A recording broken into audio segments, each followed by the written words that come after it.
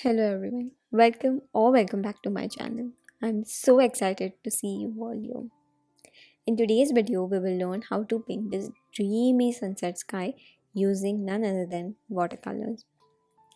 Like always, I'm using a watercolor paper and this time we are using a postcard size paper which is an A6 size with a half of an A5 size paper, and I'm applying masking tape on all four sides of the paper. And before starting, I'm just using my spray bottle to wet all of my paints.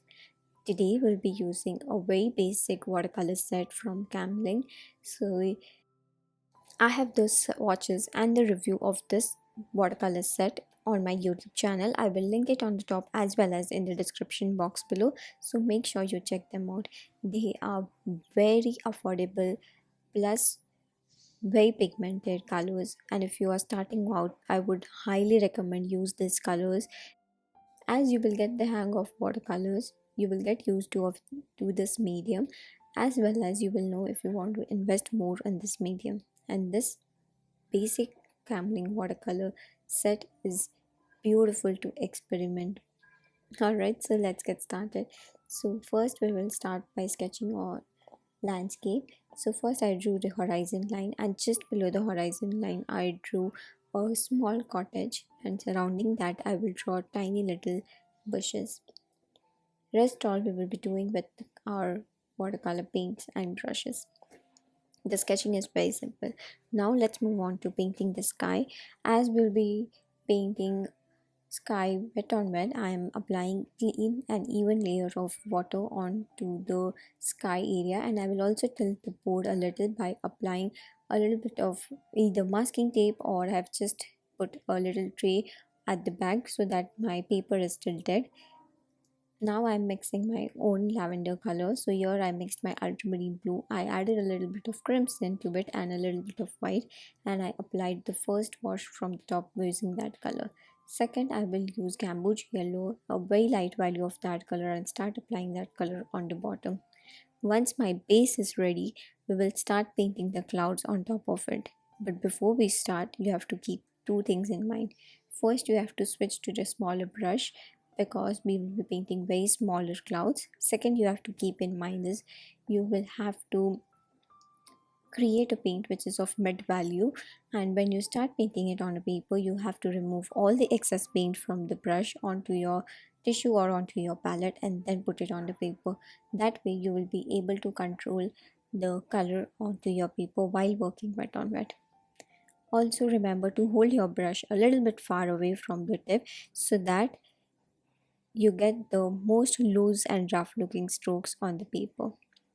Here I'm applying the first layer using orange and a little bit of camboose and a little bit of crimson lake, and I will apply the first layer of that color onto the sky. Once I've applied the first layer, I will just increase the value of the color which we have mixed already, and I will put on the second layer on top of it. Remember, whenever you are layering, do not the cover whole of the underneath layer, otherwise you won't be able to see different layers on the paper. If you are really enjoying these videos and if you really want to learn in-depth watercolor painting, then do follow all of my classes on Skillshare. On those I have put a very detailed and well explained class which are very easy to follow. Alright, so I will put the link in the description box below where you can just click on the link and you will get access to all of my classes for free for 30 days.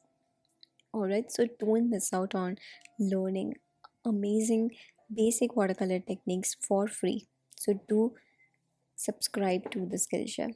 Alright, so yeah, let's get back to the painting. So I felt like the my layer was drying and I still have to put a lot of layers on top of it. So I just sprayed a little bit of water onto the sky area using my spray bottle, and now I'm again starting to paint those clouds using the same color.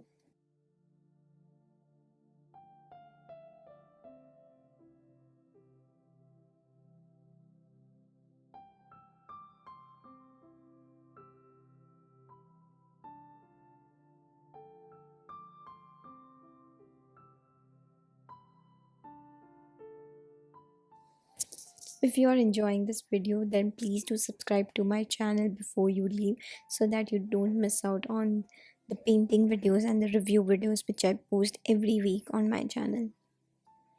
Again, if you have any more ideas or if you want to see something specific on this channel, then do let me know in the comment section below and I would be happy to create it for you. Alright, so here I'm putting one last layer of darker red color, that is the mix of crimson and a little bit of burnt sienna, onto the bottom of the clouds to create a little bit of shadow, and we will be done painting the sky.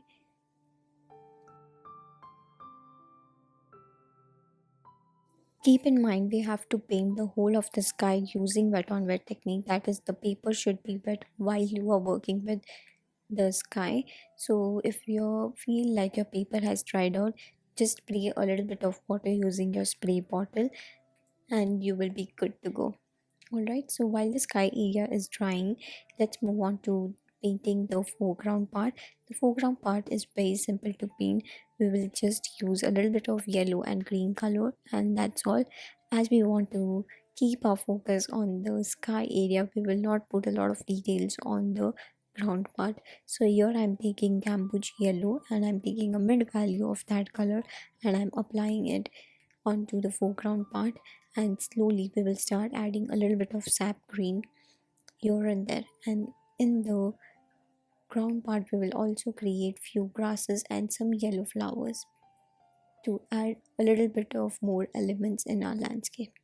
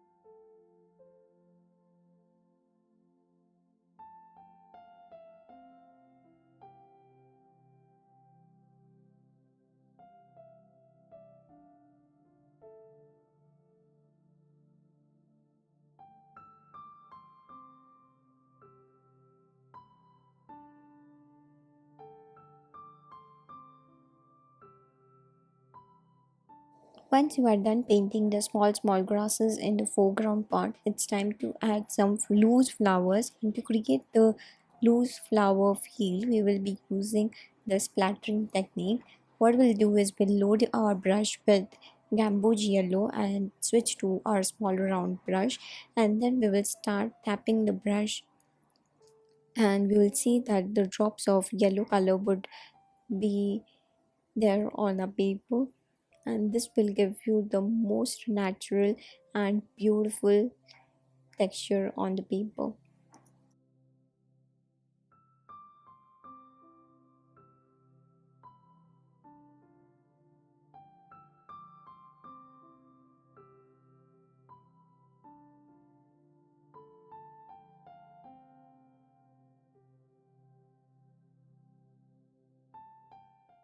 Now it's time for us to paint the bushes on the horizon line as well as near the houses. So to make your green a little bit darker, I always prefer adding some kind of blue.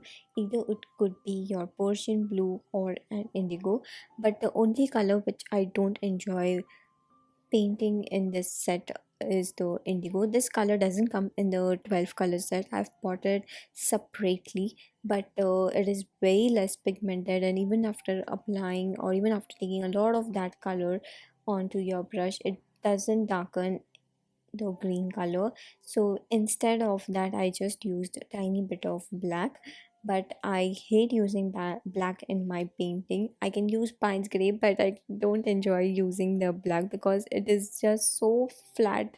And yeah, so this is the one color which I use it from other set or from other brand. So either I'll use it from White Nights or Winsor and Newton or even Majallo Mission, anything, but I think that the darker pigments are not good from this palette. Other than that, all of the colors are super pigmented, super rich, super easy to read with, and they just work like a charm. But this is the one color which I hate the most. All right, so yeah, so once we painted the bushes, I'm here starting to paint few grasses in the foreground part, and then we will start adding those tiny tiny details onto our landscape.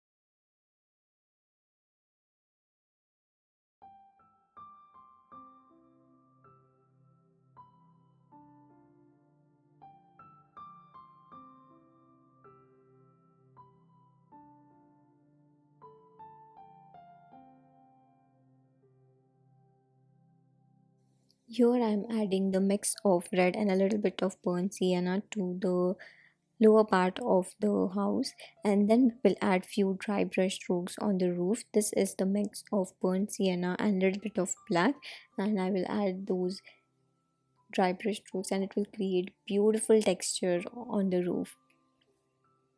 Next we will use the same color to paint the doors and the windows of the house.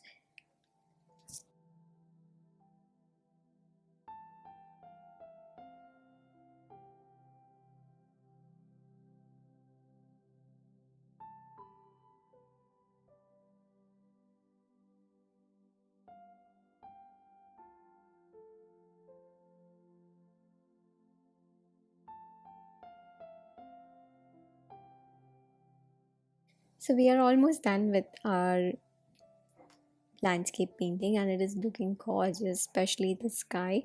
And I really hope that you enjoyed and you will try doing it. I know it looks a little bit more difficult, especially for the beginners, but like I always say, if you won't try you would never know, and if you will try and you will fail, you will learn something. And by practicing is the only way you will improve and get better with time. So yeah, don't give up, keep on practicing. If you don't get it in one go, try it one more time and see what mistakes you have done in the first one, and try not to repeat that. And yeah, in case you have any doubts or anything, you can DM me on Instagram. My handle is at the rate artistryagada. I will link all of my social media links in the description box below so that you know where to find me. Other than that, if you are struggling with anything, then do let me know. Also, I would love to hear what you think about this painting in the comments down below. So make sure you comment it. And like I always say, keep painting and keep enjoying the process of painting. And yeah, that's all. So I've already removed the masking tape and this is how our painting is looking. I really enjoyed painting and I hope you enjoyed too. So yeah, that's it for now. I'll see you guys really soon in the next video. Bye.